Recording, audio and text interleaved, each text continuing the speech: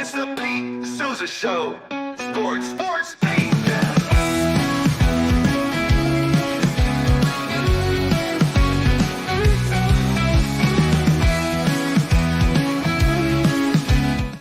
Welcome to the Alico building here in Central Texas, the 21st floor, Pete Sousa Show, brought to you by Slovacek's, Crawford Austin Properties, Daniel Stark Injury Lawyers, Sequoia Family Ford.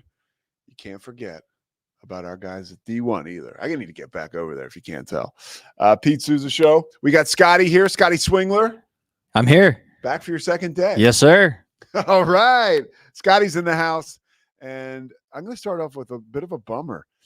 Teri Garr has died. Teri Garr, actress. She was in Young Frankenstein, was in Tootsie, of course, was in Mr. Mom. She was the mom that went back to work, leaving Michael Keaton to be the mom. That was probably one of the first movies I can remember seeing and really being like, oh, man, this movie's awesome. So sad to see Teri Garr. Sad to see that news. It just came across the timeline. She was born on October 2000. No. That was wrong. Look at this. This is wrong. So she was born on October 29th, 2004. Wow. Well, of course, she was best known for Young Frankenstein. Yeah, that was her big break in the 80s. Of course, she landed the role in Tootsie. And, yeah, that's all we have right now. Oh, she was nominated for an Academy Award for Tootsie. 79 years of age. Teri Garr, that's a bummer. Always makes us kind of check in on our own mortality because growing up with her, being very funny, of course, attractive for a young man like me. It was pretty cool. So that's something I just heard about and I wanted to share because it's kind of a thread that kind of continued through my younger years. Teri Garr did for sure. Top of the mind this morning, the New York Yankees being down 3-0. We have Matt Mosley coming up in a little bit. We're going to talk about the Dallas Cowboys and exactly where they are. So always good to check in with Mosley about the status of the Cowboys, which I see right now is not very good. But the Yankees are down 3-0 to the LA Dodgers in the World Series. Now, the New York Yankees playing the victim role, and I'm not saying they're playing the victim. The New York Yankees as the victim. Let's put it that way. Just doesn't seem right to me. But what also doesn't seem right is, and really watching, Cam's going to join us later on. We taped a segment with him, and he's going to come on and talk a little bit about stuff other than this series. But I talked about a little bit on his show that wouldn't it be very interesting, right? Now, here the Yankees are. Let me back up a little bit. Everywhere I turn this morning, whether it's First Take, whether it's reading the New York Post, whether it's watching Cam, New York Times, whatever, everybody has the Yankees dead in this series, right? The Yankees are toast. Now, in the forefront of pop culture right now, at least for a sliver, because we see this happen with Netflix, is the comeback about the 2004 Boston Red Sox team and their epic comeback against the Yankees, which is I saw the documentary. I lived it, right? But I didn't remember so much of it because it wasn't my team. But watching that, it made me believe that coming down from 3-0 was possible. And really, if you look at the Red Sox task in 2004, it really appeared impossible because of the emotional baggage they carried into that season, constantly losing, constantly struggling against the Yankees ending their season literally the year before with the Aaron Boone walk-off in the ALCS. So now here they are back again in the ALCS. The ghosts are starting to appear. They're down 3-0, and they come back. They rattle off 4 straight, and then they beat the Cardinals in the World Series. So they actually end the season on an 8-game heater. The Yankees need a miracle, but you don't have to look very far to find the miracle. Regardless of, it's hard for me to imagine, and I don't know. I don't think I'm inventing this little theory here, but somebody close to the Yankees organization or close to somebody on that team has got to bring up the fact that the Red Sox came back from down 3-0 in the World Series. It had never been done, or in the League Championship Series. It had never been done before. So if somebody can get to a member of the Yankees, because I don't think these guys are watching Netflix going to bed at night. Maybe one or two of them are. I don't know, right? But I don't think so. But if somebody can share with them, hey, I want you to watch this documentary. You guys, maybe if you have a little bit of time, or I want to tell you a story.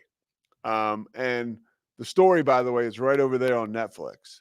If you've got 3 hours to spare, which I'm not sure these guys do, but they probably do not. But the story is at the forefront right now of sports and pop culture, because if you open up your Netflix, it's one of the first things that splashes on the screen. And in the zeitgeist of modern society, which is so fleeting, it's right there right now. And it's the 20-year anniversary, and a lot of people are talking about it.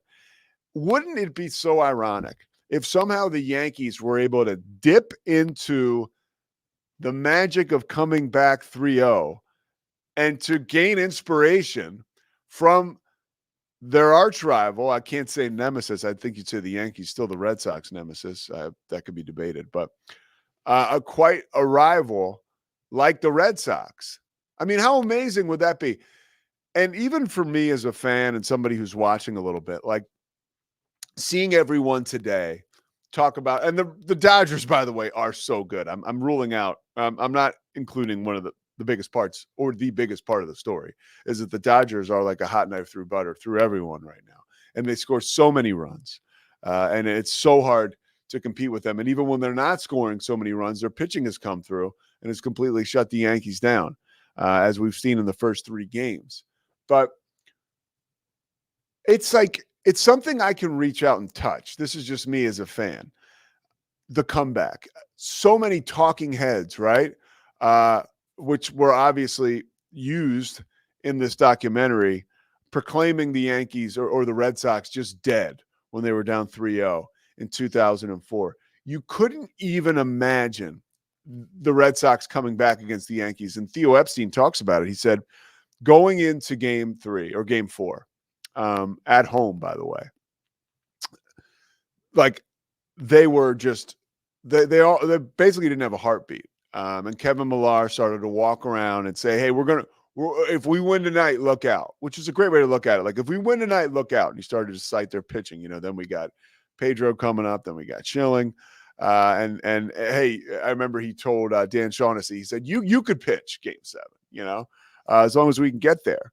But it's front and center for us. And if the Yankees can win one game, can just win one game, if they can win tonight, I feel like, because I've just seen it recapped so beautifully by the folks at Meadowlark Media, it's just such a good documentary. I'm a Phillies fan, right? But it's just something that's right there, and I think it will be quite the irony if the Yankees could draw any sort of spirit or confidence from that magical situation, from their arch rival, the Boston Red Sox. So that's something to keep an eye on. Another thing I want to talk about here at the top of the show, the Dallas Cowboys. Mentioned them a little bit yesterday. I'm really curious to see what Matt Mosley has to say, because right now the Cowboys are, and we mentioned it yesterday, in the bottom half of the NFC East, and seems like the Eagles are really starting to come on. And that was watching the Eagles game on Sunday. It was the best performance for Jalen Hurts of the season. And if Jalen Hurts can figure it out and continue to move, like Jalen Hurts, that performance by Jalen Hurts, like we've seen nothing close to that from Dak Prescott this year. So that's a concern. And I imagine from watching, the reason it's such a concern for the Cowboys is they're asking Dak to do too much. Like, people are calling Dak on the carpet, and I don't think I think this is something that, again, like, we're in this real, like, tight window of time where everything We're all prisoners in the moment, myself included. And I don't believe that Dak Prescott is, but if you hear the noise, it's loud and clear that like Dak isn't worth the money that he's being paid. And Dak is not Patrick Mahomes or Lamar Jackson. It's like, dude, nobody is.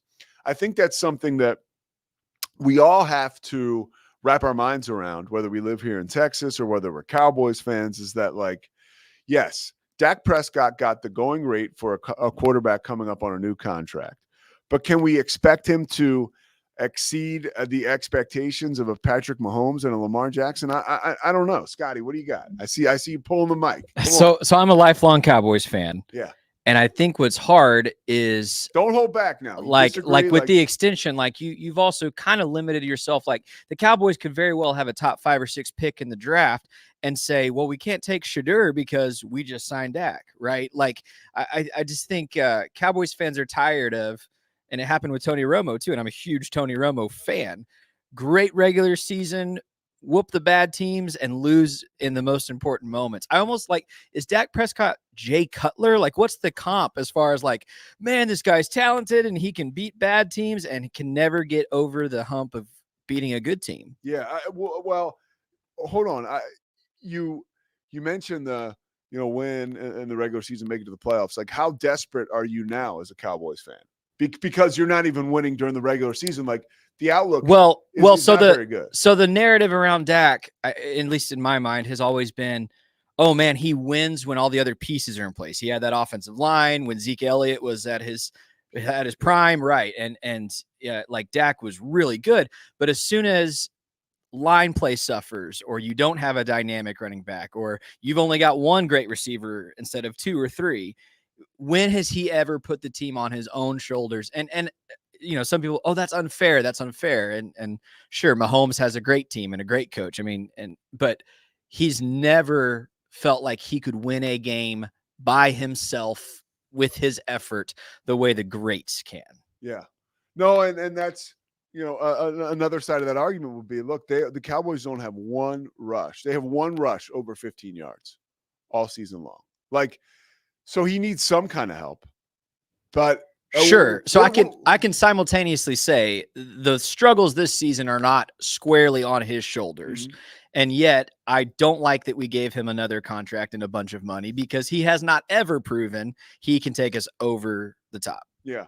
So you feel like, I love your thing about Shedeur. Like I would be, gosh, if the bottom were to fall out for the rest of the year and the Cowboys were to get, a top pick in the draft and they were able to maneuver to get somebody like Shedeur Sanders, oof, man. I mean, at this point, if you're a Cowboys fan, like Shedeur or Dak, I want to see Shedeur. Cam Ward or Dak, I probably want to see Cam Ward.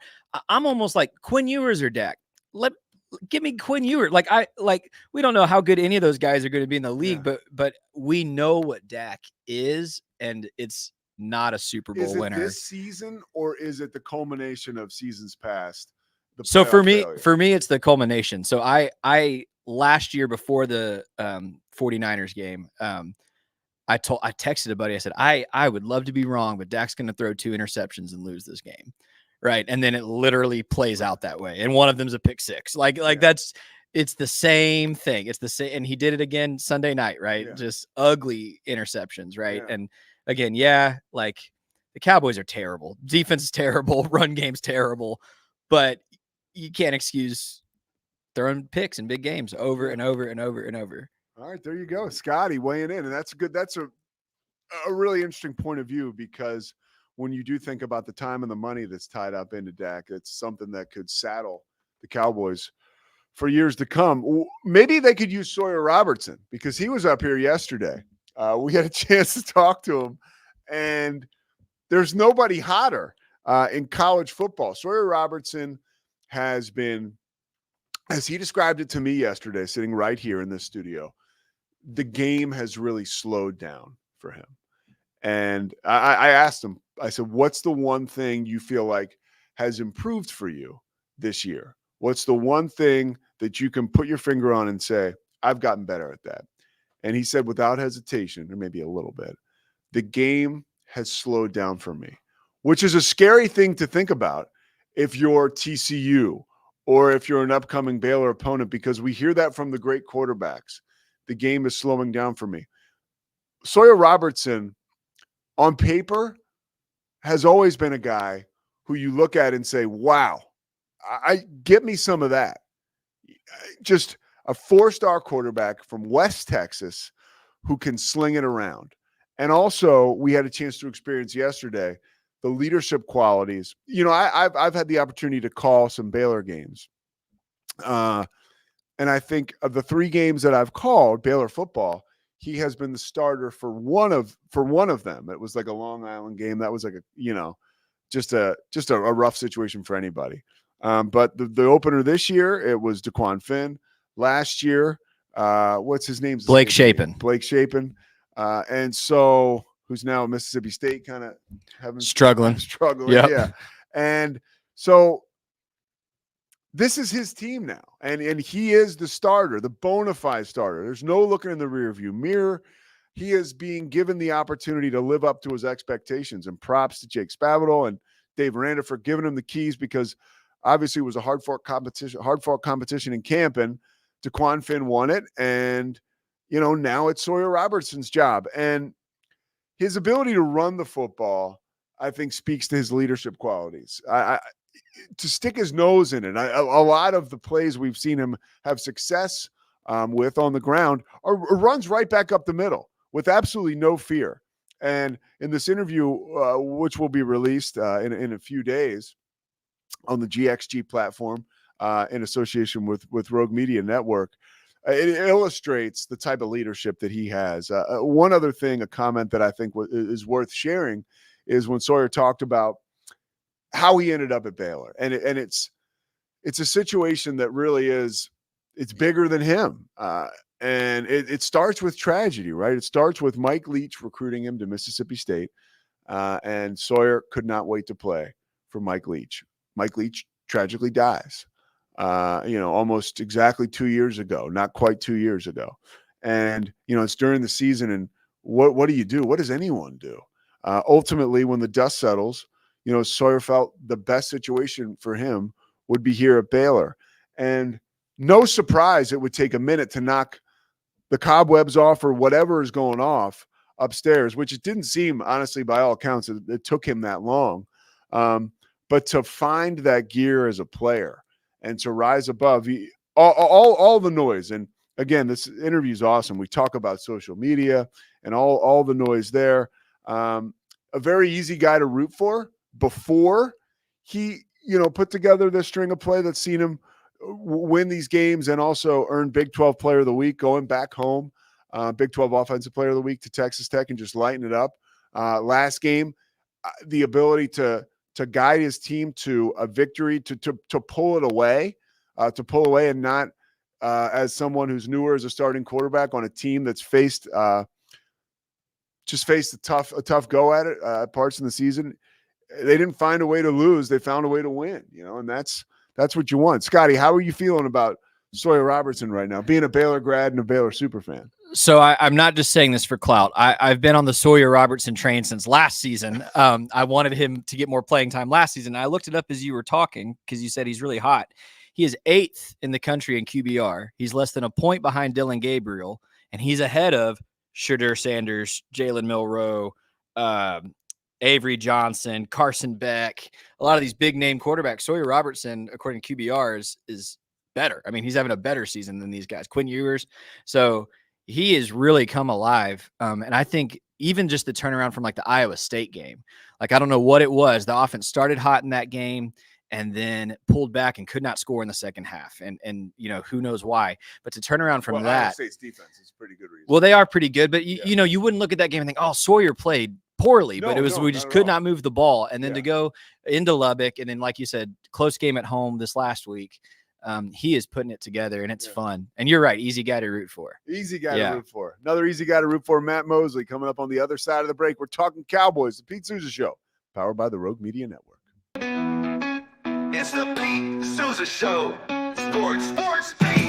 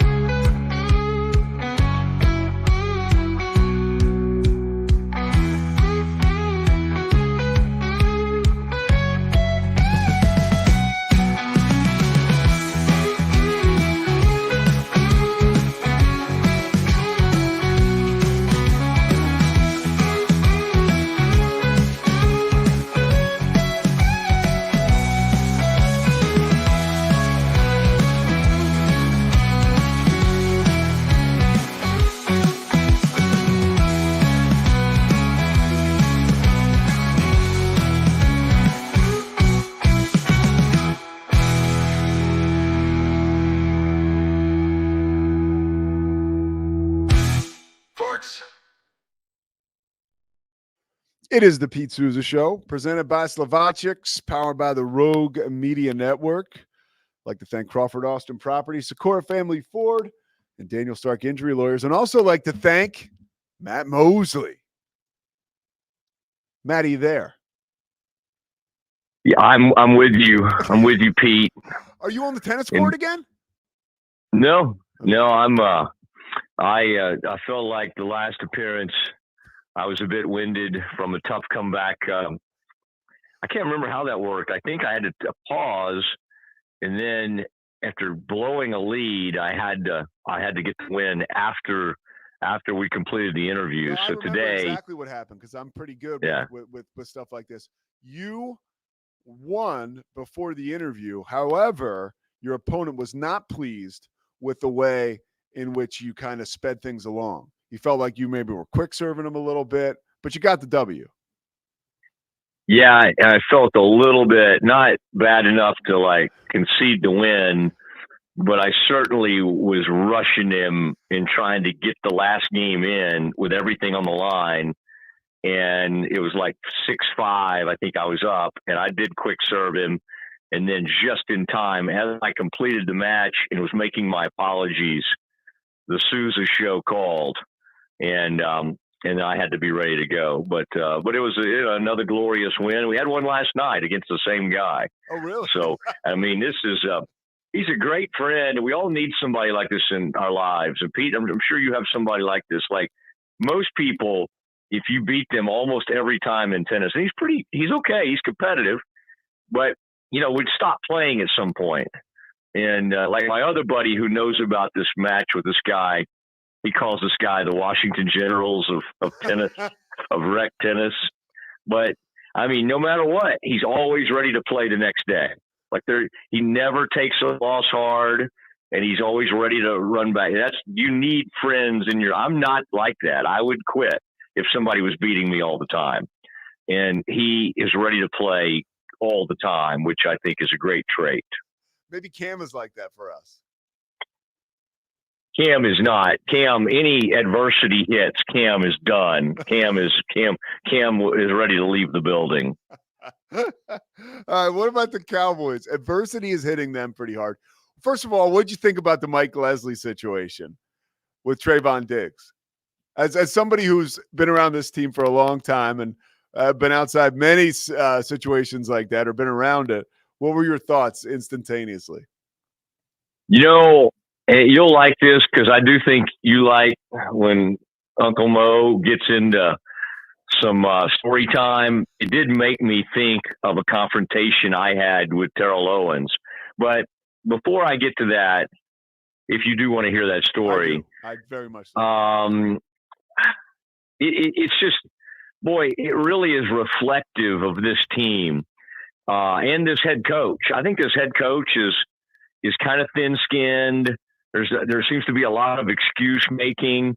I told you a few weeks ago, I thought the Cowboys might be able to right the ship, kind of hang in there, and who knows, maybe somehow be in a playoff conversation.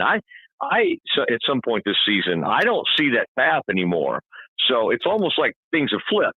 I thought Cowboys had a chance, and like Baylor was done, and it was time to start thinking about the next coach. It's all flipped. And by the way, I need to give you credit where credit's due. I thought you were being sort of, I didn't know why, because you're not a pom-pom guy, but you brought up something, how Baylor could somehow get on a roll and get it to 8-4. And I think you may have predicted 7-5. You were absolutely right. I didn't see it. I didn't see any path toward that. And yet the Cowboys have gone the way Baylor looked like they were going. They're done. And the Diggs thing was embarrassing on a lot of levels. I mean, first of all, this generation of players that you would be in full uniform after a tough loss, which they kind of climbed back in the game, and within like 4 or 5 minutes of getting to think about what had to happen. McCarthy has to give the little post-game address to his players. Diggs has to get to his phone, see a tweet written about him, leave the locker room. They haven't even let the press in the locker room, and go out and find Leslie. Here's how big a rabbit ears Diggs had. He saw Leslie. He must have made eye contact on the way in, sees the tweet, and goes, I just saw that guy. In fact, I know this is how it happened because he said this on Micah Parsons' podcast.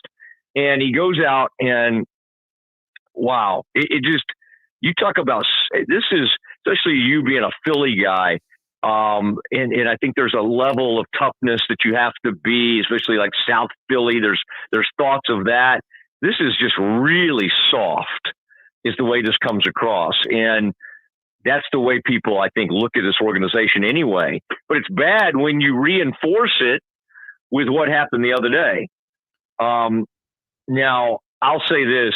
I've been in these situations. I don't have a problem with players confronting reporters. I've had it happen plenty of times. Listen, I've had Baylor administrators very upset with something that I've done and come right at me. And you know what? I'm okay with it. I'm okay. Like either I go, hey, sorry, I was in the wrong, or I go, you know, I try to usually de-escalate if you can believe it. Not always. I've probably been the escalator of some confrontations. But even, I mean, think about that. Even with my great relationship with Baylor and my years of loving this place, I get into it with them. I guess it's like family members. We do have it out from time to time on certain things I've either said or done or whatever.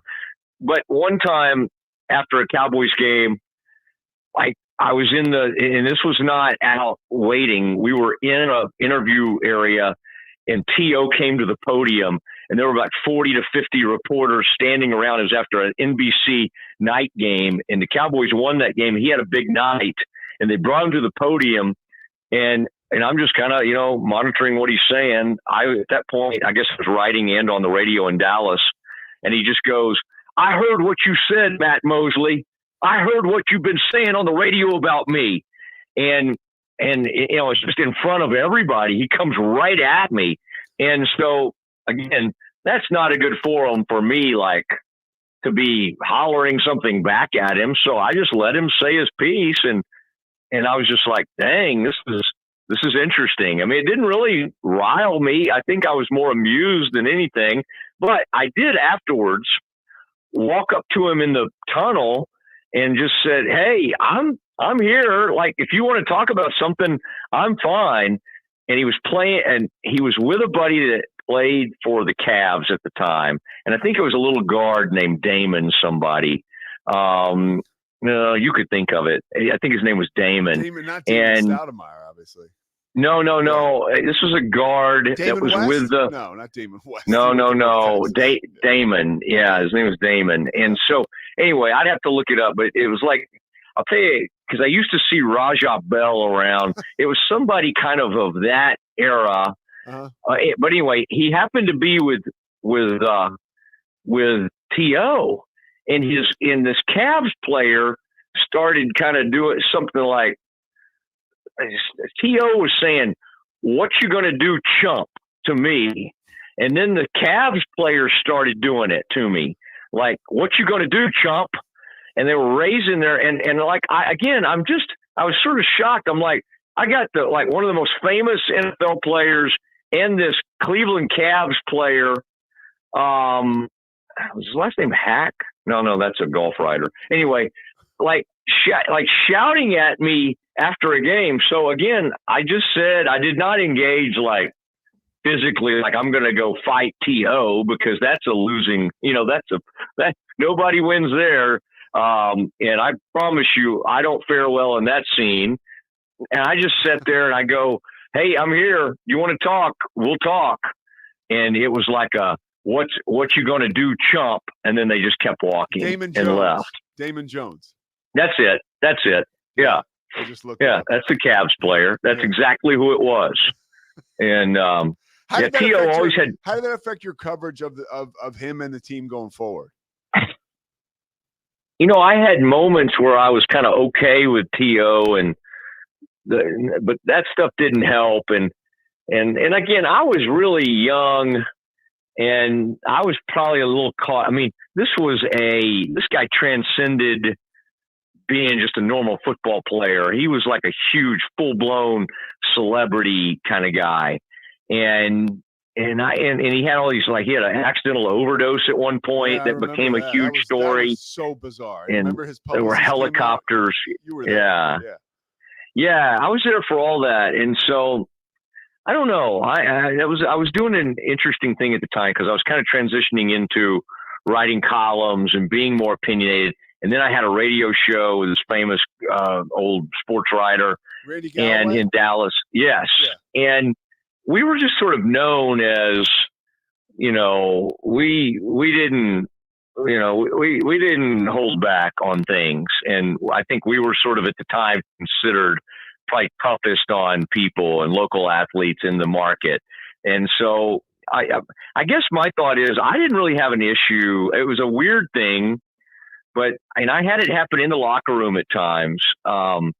People approach me or say something, but I always kind of tried to have a little bit of presence of like self-awareness. Like, listen, I am a smart aleck and I tend to get under people's skin. So I can't be shocked when they're provoked and they come after me.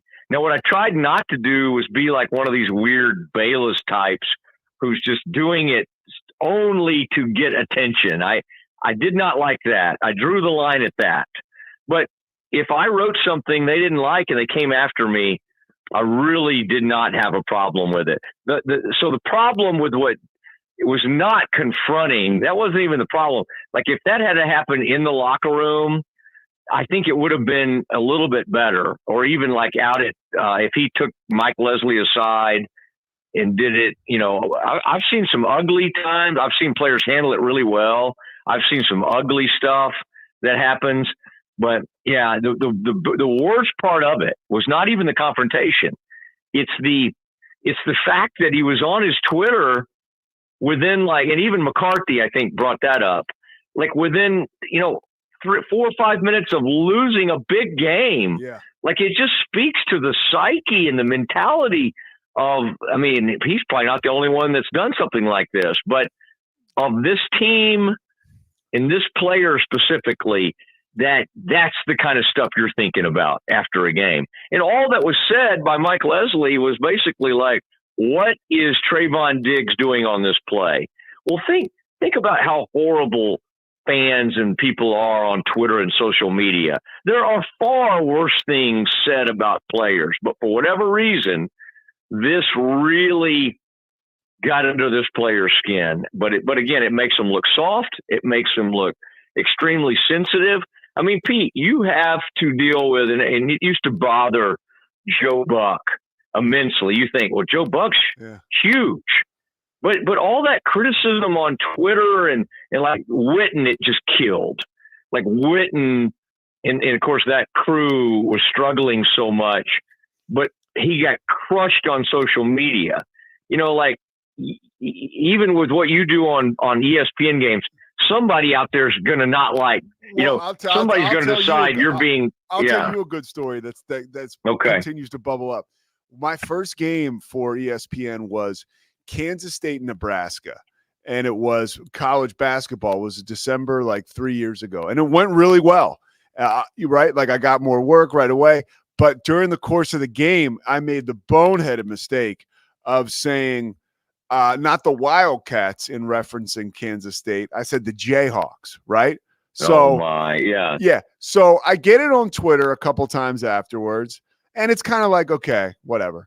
But the more my career has moved forward, like somebody will always show up in comments of stuff that I do and say, hey, like your credibility will be served by not calling Kansas State the Jayhawks. I'm like, it's 3 years ago. And you have to just like you have to just stop looking at that stuff. I talked to, and I know we're going to share this with you, but I talked to Sawyer Robertson yesterday about that, about, staying. He was like, and what a great kid, but he said, hey, if I have to post something basically to repost it, and it sounds like whether that's a contract obligation, he said, I'll download Instagram and repost it. But he was like, when he mentioned Twitter or X or whatever the hell you want to call it, he was like, I can't even go there. And he said sometimes he gets crap when he plays well because bettors don't like that he went over on stuff. Well, he's got to learn how to take that stuff as a compliment, but he's smart to, only dabble in it. That's very smart. And most kids don't learn that. There was some Baylor player I was trying to recently, like maybe a former Baylor basketball player or something. I was going to try to tag them on something, and I realized they didn't have a Twitter account. And maybe Jared Butler or somebody used to be like that. Man, that's the height of like there's a star kid at the high school where my daughter goes. There's this like unbelievable running back. Yeah, Lake Highlands, and his name's Christian Rhodes. And I tried to put Baylor onto him, and unfortunately, everybody in the country now knows about him. He's a junior, and he's getting offers from Miami, Ole Miss, Oklahoma State, every single school in the country. And I put Baylor on him first, but unfortunately, they already had 2 running backs committed for 2026. But I thought this was funny. The coaches told me yesterday, they're like, yeah, we have to manage all his social media accounts because he just doesn't care and he won't even do social media. And I thought to myself, well, that's great. Yeah. That's not a bad thing about him. It was almost like they were complaining to me. They're like, our coaches have to handle all his social media. And I thought to myself, how refreshing is that? This kid is blowing up before our very eyes. He's 6'2", 215. He runs a 4.5. Like he's a monster and he doesn't care. Like he wants nothing to do with the social media. And I thought, man, what advertising I would think for coaches. I think so. I think that's pretty awesome. Honestly. Last question for you. What is the Cowboys' identity right now? Soft. They don't have one. They certainly don't have a run game. I mean, their only thing that could possibly save the day is if somehow they could get Micah back and Duran. I mean, it's taken Duran a long time to come back from that injury. And I mean, like, I would say this Atlanta game becomes, I know people are probably thinking, well, the season's over. And maybe it is, but like, because honestly, if they lose this game, they could go into Thanksgiving at 3-7. Yeah. So I would say they don't have an identity. I think soft. I think I give the defense an out. I literally Zimmer. I wouldn't fire him. Like I know he had some horrible early season kind of things, but right now they don't have the personnel to really accomplish much. And again, they had a chance to go win that game late the other night. Yes. I think the offense is just I mean, and there's for some reason people are extremely defensive of Dak.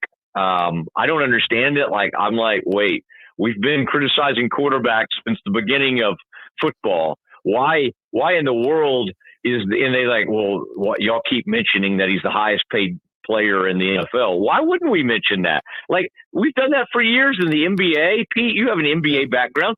You're held to that standard. Once you get paid like a superstar, that's how you're going to be covered. Yeah. And so this like, it's not Dak's fault. It's the O-line. It's this or that. What are you talking about? Like his job is to elevate a team that is struggling. And he's doing just the opposite, the exact opposite. Like that was a horrible interception that he threw when they were only down 13-10, and he threw that interception. And yeah, what's his name didn't fight for the ball, CD, but he underthrew that ball. He looks like a deer in headlights. And so I don't, this team really, their only identity is not having one. They have not established really anything. And what they need is their star quarterback to carry them.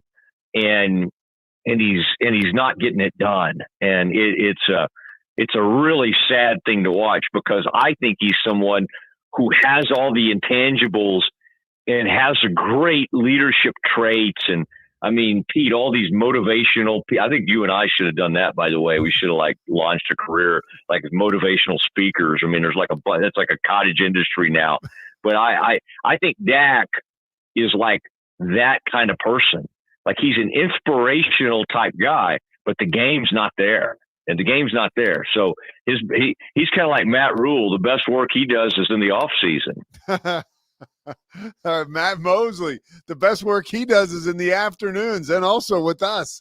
Check him out today, ESPN 1660, Central Texas. Matt, dude, that was a great conversation. I can't thank you enough for the time. Man, I appreciate it. And tell all the Rogers I said hello. Always fun being on with you, and I appreciate you a lot, and very excited to get this basketball season going Monday. And Scott Drew's going to be on with me today, and so I'll be sharing all that information with you immediately. There you go. Also catch him here on the Rogue Media Network, the Doomsday Pod with Ed Werder. All right, Matt. Thanks, brother. You bet. See ya. See ya. The Pete Sousa Show, powered by the Rogue Media Network, marches on after this. It's the Pete Sousa Show. Sports, Pete.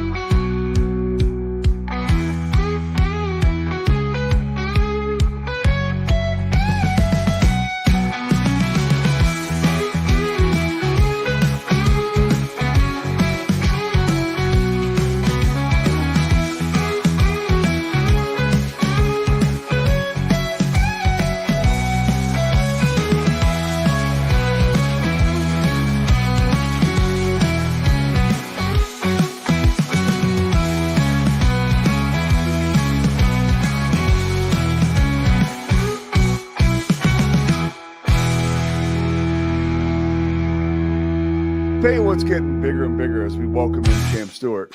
Still talking to Scotty here. Scotty, last name?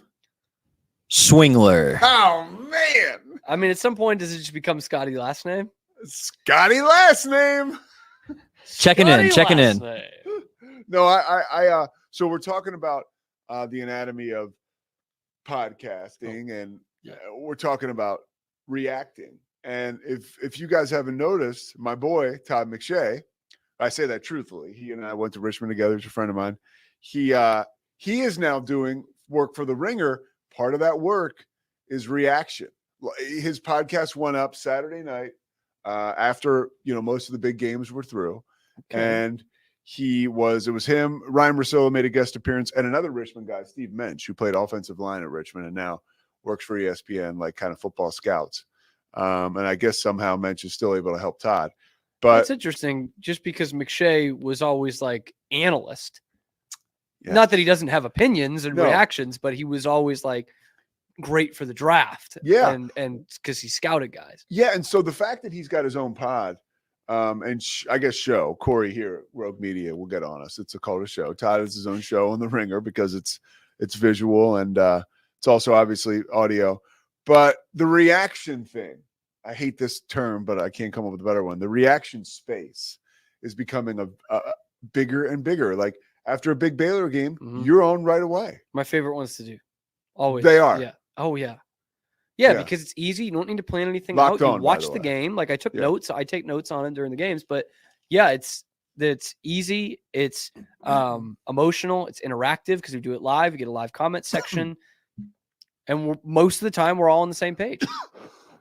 So that to me is great. That's trying to get my biggest crowds too. So when was it already part of was it baked in when you took that job? the reaction? I feel like the reason I'm asking is because I feel like this is really becoming more and more. Yeah, I don't think so. I don't think the guy before me, Drake, did live post games, which I started doing early on. Drake told, by the way. Yes, I started doing early on because they were like easier to set up in a weird way. Like I didn't have to go back in, add things, cut it up, upload it. Like it was just already uploaded, basically. So no, I think that was a new thing I did, and that became my favorite thing to do pretty quickly. When did Mosley start the Doomsday podcast that you can hear on the Rogue Media Network? I don't know, years ago. But that was a reaction pod. Yeah. I wonder. I'll have to ask him if he started doing it live right after the game. You know what I mean? And did him and Werder used to just do it on Monday? And then, I think it would just be something that would drop on Monday, because I used to listen to it. Yeah, and now it's Sunday night. And now it used to, like, that would keep me up on what the Cowboys were doing, but now I can't listen to it because then I can't use what they talk about in there, because Mosley will be like, I think you just heard that on the Doomsday. So I can't do it. You had a lot of thoughts. I shared with you my niece, who is studying psychology at San Diego State, sent me a questionnaire. So can you please fill this out? So first of all, I'm very close relationship with her, but she doesn't blow me up with text. So I was like, oh, wow, what does Lily want? And then it was questions like this after I open it up. How long have you been employed at your current job? Then a quick pivot. How many romantic relationships have you been in? What is your sexual orientation? Now that we've gotten that job thing established. Of course, your gender's up there. Asked for how old I was. But it's interesting. You, obviously, Grace, who is your girlfriend, is big into psychology. And we were talking earlier She's about a psychologist. Yeah. It's going to be a doctor in a few months. Yeah. She's big into it. Just a pastime. Hobby for it. Like she's a Red Sox I'm fan. big into hockey. She's big into psychology. Yeah. So, but it's dangerous to date a psychologist if you're in a lot of ways. Yeah. Especially with a fucked up one like me. Yeah. What is it like? Like you mentioned offline here recently how she talked about how the subconscious can connect with friends in a romantic way.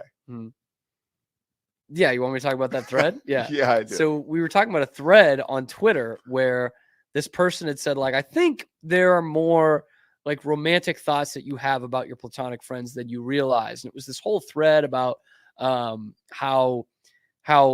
and it was a lot of like same-sex stuff, and how girls are very much more comfortable hugging another girl or kissing them on the cheek or kissing them on the head, and guys don't really do that. Like I hug my friends and we do bro hugs and stuff, but I'm never kissing one of them on the forehead, or it feels weird to kind of share a bed with them sometimes, whereas girls, it's still no problem.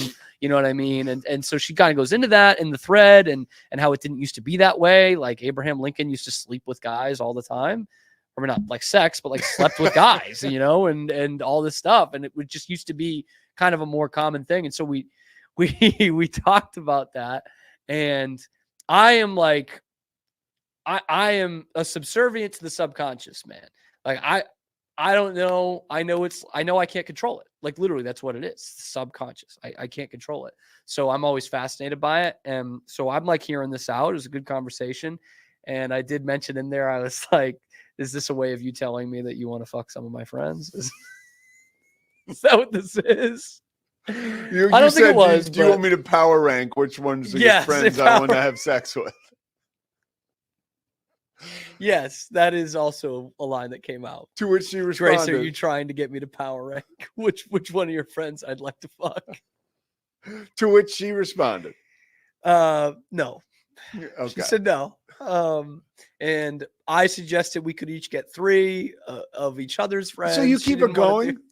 Yeah, it's funny. That's nice. It's a window into how close you guys are. Yes. And we do have like not necessarily like sexual discussions like that all the time, but like psychological theory stuff. Obviously she knows way more than I do, but I'm fascinated by that stuff. Like I'm fascinated that we can't control all of our thoughts. Yeah. Or where that would come from. Like, well, I think you have a pretty good hold on it though. What did you say earlier when you and I were talking about you can't, you don't know what your subconscious is up to, or you don't underestimate it, I guess. Correct. Don't underestimate it, and don't try to control it. Yeah. And actually one thing that we talk about a lot, which is the most boring thing to talk about, is in our dreams. Or like she'll say, "Oh, I banged this actor in my dream." Yeah. Like I don't get jealous of that. I can't control that. No. Like I've had dreams about like women that I don't even really find attractive in real life. You know what I mean? Like you've no control over it. And so I'm sure she has as well with other guys. So that's where I'm like, can't control it. Am I offering those up to her, all of those dreams? No, because I don't think I would want to hear on the other side. But it becomes a very sexual thing. But we talk about other things a lot. Yeah. And it helps that I've also been to therapy and I'm pretty fucked up. So she can diagnose. How much therapy have you been in? I have tried therapy like 5 times in my life. Well, you're not going. You not right now. I'm not right now. I'm on a waiting list now. See, now this is the problem. That it a sucks. shame? And I get it. But it does. It sucks. I've been on a waiting list for 2 months. Yeah. Welcome to Texas, Scotty. Yeah. Wow. Exactly. Yeah, I've had people say that to me. I see I was a in therapist therapy now. as early as 9. Huh? I was 9 years old when I first went. I don't think. Look, man. I think therapy is the best. It's great, man. Yeah, I think I know that I owe it to the people. When it's great, I should say. Well, because I've had some bad experiences in therapy, but for the most part, it's really what's good. What's been the worst experience you've had? Can this go back on, Scotty? It's turned off. It's actually, I don't think it matters right now because you can't see it. And it's not like I don't think I had like bad or mean therapists. Yeah. But like one time, in fact, the most recent one I had, which a couple years ago, they just they only listened to me.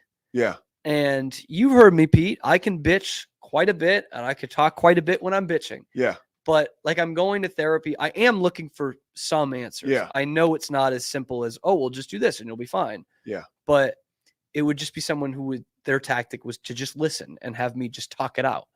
And I'm like, no, but I need some perspective here. Yeah. Like I need, as you can tell by some of the things I bitch about, yeah. Like I'm always open to hearing options. No, yeah, you're pretty good with feedback. I like to think I am too. So like that, just kind of that stuff. But like, how about when a therapist says, "Would you like me to provide feedback on that?" I'm like, yeah. That's why I'm here for. That's why I'm paying the money. Yeah. But no, we talk about all kind. Like I will say, your girlfriend or your significant other should not be your therapist. Yeah. And we've been on the same page about that from day one. And she knows, she's got the facts behind that. Right. Yeah. Right. But what's cool about it is I can talk through things and we both kind of know where that's coming from, I guess. Like, for example, take it back to a romantic thing. I think about my old relationships probably just about as much as I think about my current relationships, because I think about the things I learned from them a lot. And so I can bring those things up to her and she's not going to be like, why are you thinking about her? Or why are you thinking about that bitch? Or something like that. You know, I could just be like, no, it's because, you know, I think she did something wrong in this relationship and I reacted to it poorly too. So, you know what I mean? So like we can talk about things that she won't get immediately jealous about or like really overthink. Like she kind of knows. Now, will you bring it up? Sometimes, yeah. Yeah. And in fact, she actually like asked me like probably a year into our relationship about my past relationships. Because I didn't really, honestly, I hadn't really talked about them that much. That shows how healthy she is because that usually comes up on either side way before that. Yeah. Right, Scotty? Yeah. Yeah. That's usually one of the first thing. I feel like the trope is like, that's like a second date kind of question, right? Yeah. And like, it just kind of organically, like we found out like what kind of relationships we've been in, how many we had been in, what types of relationships they were, like stuff like that. But yeah, it was just not something I was going to offer up right away. Cause I go back to this thing about RG3. I can tell you were kind of thinking I think I've talked about this on your show before. RG3, when he left the R words, went to the Browns, there was a story that he was like ready to give up Washington's playbook. And I remember talking about it with my dad at the time because he had said, like, don't do that with your jobs.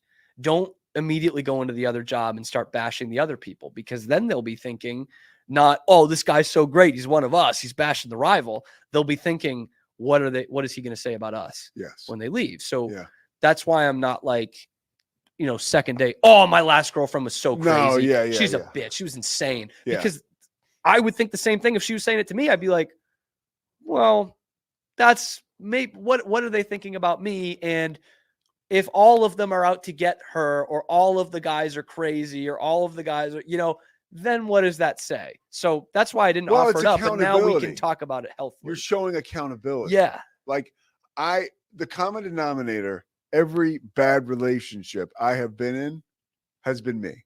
Yes. And so I was taught, and this is from getting sober more than anything else, but like just my part in things. It doesn't mean that like I have the overwhelming blame in the situation. Yeah. I still do pick a winner and a loser, which is not a great exercise, but I know exactly what you're talking about. What do you mean you pick a winner and a loser? So like one of my long-term relationships, I look back on, it was in college, early part of college. So I look back on it. I was like, I should have done this differently. I was very immature about this. I don't think I put her in a good position here, but she also cheated on me. So, who, like, I'm still the victim here. Like, I do a little bit of that. Yeah, but see, in AA and 12 steps, I'm not revealing, the playbook like RG3. This is positive. Like, you would have a part in that because you put her in a terrible position. Mm-hmm. I'm saying terrible now, just to make my point, but you put her in at odds with whatever it was, and she felt neglected or whatever, and she was moved to do that. Mm-hmm. Like, if I'm constantly nurturing, and at some point too, right, the person's just not right for me, and maybe you were like, there's always like, maybe you were the victim. I don't know. I wasn't there, but I have learned to constantly own my stuff because there's no other way forward. If I don't own my stuff, I can't control them. Right. The way I was beaten into submission, by the way, to learn that. Like, I had to be broken to get to try to get sober, and then all that stuff. So I was down for anything, suggestion-wise. And I use a sports analogy with this too. It's like looking at those relationships. It's like, did you lose by 3 or did you lose by 40? Well, it doesn't matter. You lost. You know what I mean? Like, and you can learn from a loss, right? So it's like, it doesn't really matter now whose fault it was. We're not getting back together, right? I've moved on. She's moved on, probably. Like, I think it's safe to say she's moved on. I think so. It's been a while, but it's like, doesn't matter really whose fault it was. We both learned from it, I think, and there's another game. That's why basketball and baseball are great. What do you got, Scotty? I have nothing to contribute to relationship conversations at the moment. Just gonna be honest with you. Knowing your situation a little bit like I do, I wanted to see what we had over there. I have no comments. Jeez, come on. You guys seem to be applying the right lessons at the right time to the right circumstances. I probably didn't take me as long as Pete did. From the way you described it, but it was not an easy fix. I mean, really, it took me a long time. It was pretty deep into that next relationship that I realized how bad I was in the other relationship. So it was very gradual, and it was a lot of realization, a lot of come to Jesus kind of thing. Well, and lest anyone think that you get sober and you stop making bad decisions, I got news for you. No chance. I mean, you've been on my show. I've been in multiple bad situations, relationship-wise, that I willingly just went right into, in sobriety that did not turn out well. But I can also say it led me to where I am now, which is like the happiest I've been. So, but all that to say, if I was dating someone that's not a psychologist, she'd be very confused at how much I think about past romantic. Yeah, well, and I was about past to say, friendships too. By the way. That shows. Which could have been romantic. Who knows? Based on the thread. I don't know.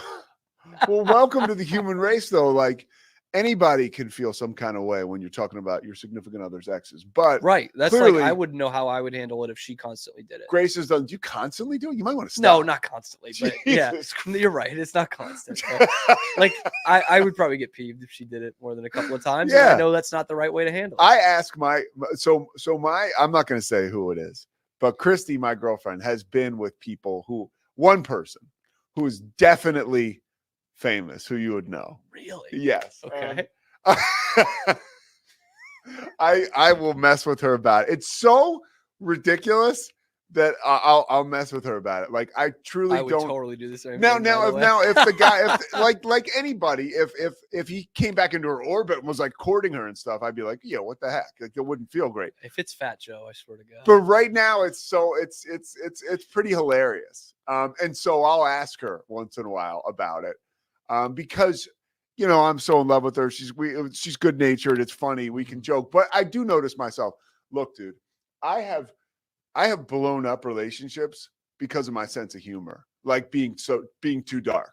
Yeah. Where I've gone to a place where that person has been like, nope, and like it's been like, oh my gosh, like we're not coming back from that, and it's like And bro, that is the ultimate feeling out process. Yes. And I'm glad I hopefully never have to do that again. No, exactly. And like, I don't want to have to bite my tongue or yeah. You can be yourself. All right, Cam, that was great, man. How about that? Once every couple of weeks we do a therapy. Those are usually the best sessions. Cam Stewart, today, he's going to be on with Matt Mosley. Matt Mosley's coming on my show. I have confirmation he was actually just on. So thanks, Matt.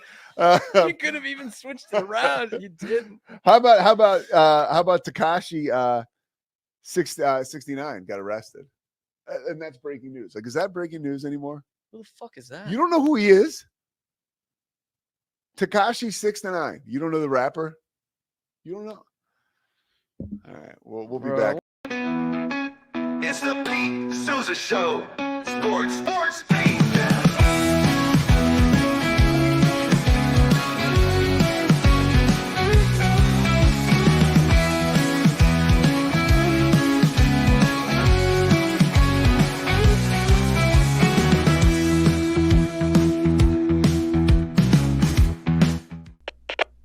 We are Rogue Media Sports.